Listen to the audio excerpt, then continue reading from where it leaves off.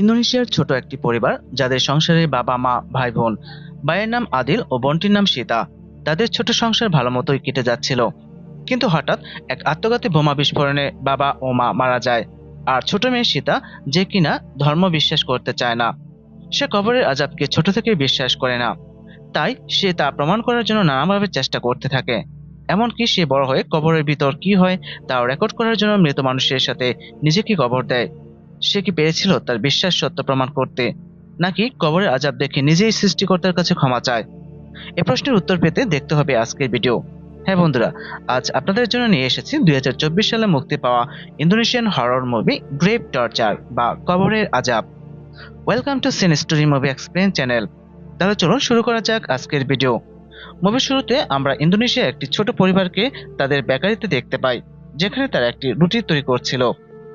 তাদের বাবা আজকে নতুন কুমিরের মতো দেখতে একটি রুটি তৈরি করে। আমরা ভিডিওর শুরুতেই জানতে পারি ছেলের নাম ছিল আদিল এবং মেয়ের নাম সীতা।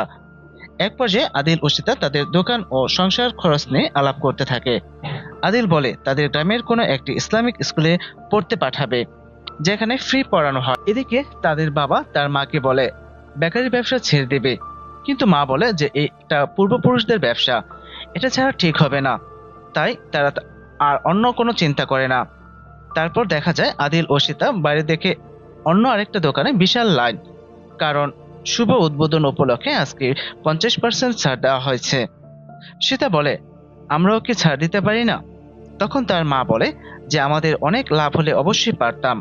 আর তার বাবা বলে এখন আমাদের সাহায্য করো যাতে আরো বেশি লাভবান হওয়া যায়। একটু পর আদিলকে তার বন্ধুরা এসে বিরক্ত করে, আর সীতা এসে তাদের তাড়িয়ে দেয় এবং আদিলকে বলে লড়াই করতে শিখো, না হলে তারা এমনই করবে। এরপর ব্যাগ নিয়ে তিনজন লোক ঢোকে। তার অল্প সময় পর আরেকজন লোক ঢোকে যার কানে হেডফোন ছিল। আদিল তাকে কিছু রুটি দেখায়, কিন্তু লোকটি কিছু বলে না। সে যখন কাশতে থাকে আদিল তাকে এক গ্লাস পানি খাওয়ার কথা বলে। লোকটি পানি খেয়ে আদিলের সামনে একটি টেপ রেকর্ড করা ক্যাসেট রাখে আর বলে আমরা যেন আল্লাহর পথে থাকি, বিপথে না যাই। তারপর লোকটি বের হয়ে যায়। একটা মেয়ে ও ছেলে ঝগড়া লাগে, আর এই ফাঁকে আর একটা লোক ক্যাশ থেকে টাকা চুরি করে নেয়, কিন্তু সীতা দেখে লোকটার হাত ধরে ফেলে। তারপর লোকটি হাত ছাড়িয়ে নিয়ে চলে যায়। তখন সীতা তার বাইকে চুরির কথা বলে। আদিল চুপচাপ দাঁড়িয়ে থাকে। একটু পর সীতার বাবা আসলে সীতা তার বাবাকে টাকা চুরির কথা বলে। সীতার বাবা একথা শুনে বাইরে লোকটাকে ধরতে যায়। তার মাও বাইরে যায়। ঠিক তখনই আত্মঘাতী বোমা হামলায় তাদের বাবা মা সহ আরো অনেকেই মারা যায়। পরের দৃশ্যে আমরা সীতা ও আদিলকে একটা পুলিশ স্টেশনে দেখি, যেখানে তাদের সাক্ষ্য দেওয়ার জন্য আনা হয়। আদিলের কাছ থেকে সীতা ক্যাসেটটি নিয়ে নেয় আর পুলিশের প্রশ্নের জবাব দেয়। সীতা বাসায় যেতে চায়, কিন্তু আদিল না করে। তবু সীতা তার ভাইয়ের কথা অমান্য করে থানা থেকে বের হয় এবং যাওয়ার পথে নৃশংসভাবে মৃত লাশ দেখতে পায়।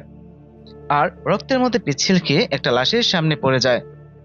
বাসায় যেয়ে সীতা আদিলকে বলে আমরা বোমা হামলার কারণ এই ক্যাসেট শুনলেই বের করতে পারবো। তারপর সীতা ক্যাসেট বাজিয়ে শুনতে পায় তোমার রব কে। পরের দৃশ্যে আমরা দেখতে পাই সীতা একটা মাদ্রাসায় ক্লাস করছে আর কবরের আযাব সম্পর্কে শিক্ষিকা ধারণা দিচ্ছেন। তখন সীতা বলে তারা যেহেতু জাহান্নামে শাস্তি পাবে, তাহলে কবরে কেন আযাব হবে? শিক্ষিকা বলেন এটা ভিত্তিহীন প্রশ্ন, আমাদের কবরের আযাবের প্রতি ঈমান রাখতে হবে। সীতা আরো বলে ধর্ম কেন মানুষকে এত ভয় দেখায়? তখন শিক্ষিকা বলেন এটা ঈমানের বিষয়, আখিরাতের প্রতি, জাহান্নামের আযাবের প্রতি। সীতা আবার বলে ফেরেশতা যদি আমার জান কবজ করতে পারে, তাহলে আমি কেন ফেরেশতার জান কবজ করতে পারবো না? এরপর আমরা দেখি সীতা জঙ্গলের মধ্যে দৌড়ে তার ভাই আদিলের সাথে দেখা করতে আসে এবং তারা সেখান থেকে পালানোর সিদ্ধান্ত নেয়। তারা শহরে যাওয়ার সিদ্ধান্ত নেয়, আর এই গ্রাম থেকে বের হওয়ার দুটি পথ, একটি পূর্ব দিকের গেট যেখানে অনেক প্রহরী থাকে, আর একটি পশ্চিম দিকে যেখানে একটি সুড়ঙ্গ আছে। কিন্তু এই সুড়ঙ্গে ঢুকতে কেউ সাহস করে না, কারণ সুড়ঙ্গের ভেতর নাকি ভূত আছে এবং মুখ সবসময় খোলা থাকে। আদিল বলে এখান থেকে বের হয়ে আমরা কোথায় যাব? তখন সীতা বলে আমার কাছে 50,000 টাকা আছে। এবং আদিল বলে তুমি কি কবরে আযাবের রেকর্ডিংটা খুঁজতে যাচ্ছ? আর কেন খুঁজতে যাচ্ছ? সীতা বলে কবরে আযাব বলতে যে কিছু নেই তা আমি প্রমাণ করব। তারপর তারা দুজন সুড়ঙ্গে ঢুকে পড়ে আর আদিল সাথে করে একটি লাইট নিয়ে আসে। একটু যাওয়ার পর অবশ্য লাইটটি অফ হয়ে যায়। একটু দূরে যাওয়ার পর আদিল বলে শ্বাস নিতে কষ্ট হচ্ছে। তখন সীতা বলে অক্সিজেন কম হওয়ার কারণে এমন হচ্ছে। আরেকটু দূর যাওয়ার পর সীতা আদিলকে হারিয়ে ফেলে। তারা দুজন দুজনকে ডাকতে থাকে। হঠাৎ করে সীতা একটা ছেলেকে দেখতে পেয়ে ভয় পেয়ে যায়। ছেলেটা ভয়ানক কণ্ঠে বলে, আমি ইসমাইল। আর সীতা ভয়ে সেখান থেকে দৌড়ে বাইরে চলে আসে এবং দেখতে পায় আদিল মাদ্রাসার লোকেরা ধরে ফেলেছে। তারপর তাদেরকে মাদ্রাসায় নিয়ে যাওয়া হয় আর শিক্ষিকা শাস্তিস্বরূপ তার মাথায় সাদা হিজাবের পরিবর্তে লাল হিজাব পরিয়ে দেয়। সীতা সহ তার বান্ধবীরা যখন যাচ্ছিল তখন সেখান দিয়ে একটি গাড়ি চলে যায়। তাদের মধ্যে কেউ একজন জিজ্ঞেস করে, কে উনি? তখন একজন বলেন, উনি হলেন ইলহাম সাহেব, এই স্কুলের মালিক। ইনি আমাদের সকল খরচ বহন করেন। এর পরের দৃশ্যে উমায়া ও আরেকজন শিক্ষিকা মাদ্রাসা নিয়ে কথা বলছিলেন। উমায়া কান্না করে ইসমাইলের কথা বলছিলেন যে ইসমাইল মারা গেছে আর এই রহস্য আমরা পরে জানতে পারবো। এবং শিক্ষিকা আরো জানায় যে সে এখন আদিলকে চায়, যা সীতা আড়াল থেকে শোনে। তারপর সীতা আদিলের কাছে যায় ও তাকে ডাকতে থাকে। আদিলও কান্না করতে থাকে, কিন্তু গার্ডটা তাকে যেতে দেয় না আর আদিলকে টেনে নিয়ে যায়। আর আদিলকে কোথায় নিয়ে যায় এই রহস্য আমরা পরে জানতে পারবো। এরপর আমরা দেখি সীতা একটি জানালা ভেঙে পালিয়ে যায় আর উমায়া তাকে সাহায্য করে। সীতা জঙ্গলে এসে দেখে আদিল গাড়ির ভেতরে, আর সীতা গাড়ির ভেতর থেকে আদিলকে নিয়ে পালিয়ে যায় এবং তারা সেই সুড়ঙ্গের কাছে চলে আসে। সীতা আদিলকে বলে, ভয় না পেয়ে আমাদের এগিয়ে যেতে হবে। সীতা এক পর্যায়ে আদিলকে জিজ্ঞেস করে, তোমাকে তারা কি করেছে? আদিল কোনো উত্তর দেয় না। তারা দুজন সুড়ঙ্গের ভেতরে অদ্ভুত কিছু ঘটনার সম্মুখীন হয়। সীতা বলে, আমাদের বাইরে বেরোতে কেউ আটকাতে পারবে না। একসময় সীতা বলে, তোমার হাত এত ঠান্ডা কেন আদিল? তখন সীতা বুঝতে পারে এটা আদিলের হাত না। সে ভয় পেয়ে মাটিতে পড়ে যায় আর তখন সে দেখে একটা ছোট বাচ্চা যার মুখ ক্ষত বিক্ষত। সে তাকে সাহায্যের কথা চিৎকার করে বলে, কিন্তু সীতা ভয় পেয়ে চলে আসে এবং দেখে আদিল এক জায়গায় বসে আছে। তারপর তারা দৌড়ে সুড়ঙ্গ থেকে বের হতে থাকে আর সেই ভয়ানক কণ্ঠস্বর বলে, আমাকে ছেড়ে যেও না। এরপর দৃশ্যে আমরা দেখি সীতা এখন অনেক বড়। সে নার্সের কাজ করে আর যেখানে বয়স্ক ব্যক্তিরা থাকে। আর আজ একজন মারা গেছেন যার বিছানা সীতা গোছাচ্ছে। এরপর সীতা এক বৃদ্ধ দম্পতির সাথে কথা বলছে যাদের মধ্যে বাইরে যাওয়া নিয়ে তর্ক হচ্ছে। তখন সীতা বৃদ্ধ মহিলাকে বলে, আপনি চাইলে একাই বাইরে যেতে পারবেন, কিন্তু তার স্বামী মানা করেন। তাই সীতা বলেন, কাল আপনাদের দুজনকে নিয়ে যাব। তারপর সীতা মিস্টার ওয়াহিউর রুমে যান। সেখানে যেয়ে দেখে ওয়াহিউর সন্তানরা তাকে নিতে এসেছে, কিন্তু তিনি বাইরের সাথে ওয়াহিউর সন্তানরা খারাপ আচরণ করতে থাকে। কারণ তার সন্তানরা তার সাথে খারাপ আচরণ করে, তাই জীবনের বাকি সময় তিনি এখানেই থাকতে চান। ছেলে বউ সেখানে ওয়াহিউর সাথে খারাপ আচরণ করে এবং ওয়াহিউর সন্তান চলে গেলে সে সীতাকে চা বানিয়ে দেওয়ার কথা বলে এবং গান শুনতে থাকে। আর এই ওয়াহিউর আসল চরিত্র আমরা পরে জানতে পারবো। যখন সীতা চা বানিয়ে নিয়ে আসে তখন সীতা দেখতে পায় ওয়াহিউ কাঁদতে থাকে। সীতা তাকে থামতে বলে এবং তাকে শুইয়ে দেয় ও তা মোবাইল রেকর্ড করে।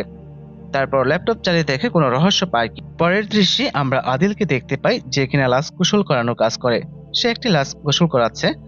গোসল শেষে লাশটিকে গাড়িতে তোলা হয় আর তাতে সীতাও বসা ছিল। তারা দুজন লাশটিকে কবর দিতে নিয়ে যায়। আদিল বলে, কবরের আযাব ব্যক্তির শরীরে নয়, রুহের হয়ে থাকে, তাই আমরা তা দেখতে বা শুনতে পাই না। সীতা বলে, না, তারা বলেছে যে দুটোতেই হয়ে থাকে, আর তাই আমি এর প্রমাণ চাই। আর আমি চাই মানুষ এই কুসংস্কার বিশ্বাস না করুক। তখন আদিল বলে, আমরা নিশ্চয়ই সুড়ঙ্গের ভেতরে ভূত দেখেছি। তখন সীতা বলে, আমাদের অক্সিজেন ছিল না, তাই আমরা এই অস্তিত্বে বিশ্বাস করেছি। সীতা আরো বলে, কাউকে কাউকে না প্রমাণ করতেই হবে যে ধর্ম মানুষকে ভয় দেখায়, তাকে পাগল বানায় ও আত্মঘাতী বোমা হামলা করায়। আদিল বলে, তুমি 10 বছর ধরে প্রমাণ করার বৃথা চেষ্টা করছো। আর কত? সীতা বলে, অন্যদের বোঝানোর জন্য যথেষ্ট নয়, আর তাই এই মৃত মানুষটিকে এখানে কবর দেব, যে অনেক পাপ করেছে, আর দেখবো তার কবরে আযাব হয় কিনা। আর আমি জানি সে ছিল খুবই নিষ্ঠুর। তখন আদিল বলে, কে উনি? সে কি করেছে? কিন্তু সীতা কোনো উত্তর দেয় না। সীতা বলে, পরে জানতে পারবে। এরপর সীতা আবার ক্যাসেটটি শুনতে থাকে। পরের দৃশ্যে আমরা দেখি আদিল তার বাসায় যে নখ দিলে তার স্ত্রী লানা তাকে একটি ব্যাগ দেয় আর বলে, মানুষের কিছু চাহিদা থাকে যা তুমি দিতে ব্যর্থ, তাই তোমার আমাকে প্রয়োজন নেই। এই বলে দরজা বন্ধ করে দেয় আর আদিল চলে যায়। এদিকে সীতা আবার ওয়াহিউর রুমে যায়। ওয়াহিউ সীতাকে ধর্মে বিশ্বাস করে কিনা জিজ্ঞেস করে এবং বলে, তুমি মিথ্যা বলো না পাপ করার ভয়ে, আর ধর্ম আমাদের মিথ্যা বলতে নিষেধ করে। আর আমি যে ধর্মে বিশ্বাস করি তা আমাকে মিথ্যা বলতে নিষেধ করে না, আর আমি ওইসব কাজ নির্দ্বিধায় করে ফেলি। তখন সীতা বলে, আপনি যেহেতু ধর্মে বিশ্বাস করেন না, তাহলে মৃত্যুর পর শেষ পরিণত বিশ্বাস করেন না। এরপর ওয়াহিউ মৃত্যুর পর শরীর ও আত্মা সম্পর্কে তার ধারণা ব্যক্ত করে আর বলে, আমি আমার মতো করে কাজ করি। তখন সীতা বলে, তহবিল সহ একটা মাদ্রাসা চালাতেন, অর্থাৎ এই লোকটি সেই মাদ্রাসার মালিক, আর যে কিনা ছাত্রদের দর্শন করত। এই হলো সেই ইলহাম সাহেব।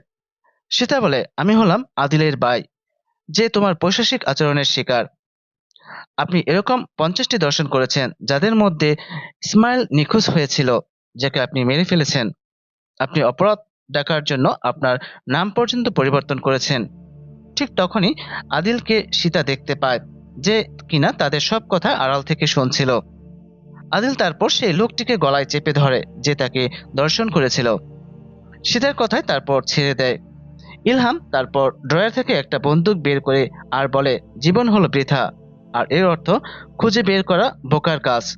সে অনেক অনুতপ্ত হয় এবং বন্দুক দিয়ে নিজের মাথায় খুলি উড়িয়ে দেয়। আদিল সেই ব্যক্তির লাশ গোসল করায় এবং তারা দুজনে লাশটি কবর দিতে নিয়ে আসে। লাশটি কবরে নামিয়ে দিয়ে সীতা ও কবরে একটি ক্যামেরা নিয়ে ঢুকে পড়ে, আর আদিল উপর থেকে আটকে দেয়। সীতা ক্যামেরা অন করে শুয়ে থাকে এবং আদিল উপরে অপেক্ষা করতে থাকে। এদিকে একটি সাপ এসে কবরের পাশ দিয়ে যেতে থাকে, আর সীতা রেকর্ড করতে থাকে কিছু ঘটে কিনা। এর পরের দৃশ্যে দেখানো হয় সকাল হয়ে যায় এবং আদিল কবরের পাটাতন খুলে সীতাকে বের করে, আর দেখে যে কবরে আজাবের কোনো চিহ্ন রেকর্ড নেই। তাই সে টিভির চ্যানেলে এই সত্য দেখাতে চায়। যেদিন টিভি শো ছিল, সে লাইভ প্রোগ্রামে বলে, আমি ওয়াহিউকে ব্যক্তিগতভাবে চিনি, যে অনেক খারাপ কাজ করেছে আর তার মৃত্যুর কিছুদিন আগে হয়েছে। আমি তার কবরে শুয়ে রেকর্ড করেছি, কিন্তু কবরে আজাবের কোনো আলাম আমি পাইনি। আপনাদের জন্য তাই একটা ভিডিও দেখাতে চাই প্রমাণস্বরূপ। তখন ভিডিও ছাড়া হয়, কিন্তু তেমন কোনো রহস্য খুঁজে পাওয়া যায়নি। সীতা ভিডিও কন্ট্রোলারকে যে বলে, আপনি অন্য ভিডিও কেন ছাড়ছেন? কিন্তু ভিডিও কন্ট্রোলার বলে, না, আপনি এটা আমাদের দিয়েছেন। তাদের মধ্যে তর্ক শুরু হয়। তারপর সীতা মেমোরি কার্ড নিয়ে চলে যায়। এদিকে কেউ একজন বলে, ধর্মকে প্রশ্ন করা সাহস তুমি কোথায় পেয়েছ? এরপর সীতা মেমোরি নিয়ে তার ভাইয়ের কাছে যায় ও তাকে দোষারোপ করে। রাতে যখন সীতা বৃদ্ধাশ্রমে যায়, সে বিভিন্ন রুমে ভৌতিক শব্দ শুনতে পায় ও বিভিন্ন আলামত দেখতে পায়, যা দেখে সে কিছুটা ভয় পেয়ে যায়। ঠিক সে সময় বৃদ্ধা ননি আসে সীতার কাছে আর বলে, তার স্বামী তার সাথে প্রতারণা করেছে। একটা রুমে সে নার্সদের সাথে অনৈতিক কাজ করছে। সীতা সত্যি সত্যি যেয়ে দেখে মিস্টার পান্ডে নার্সের সাথে আছে।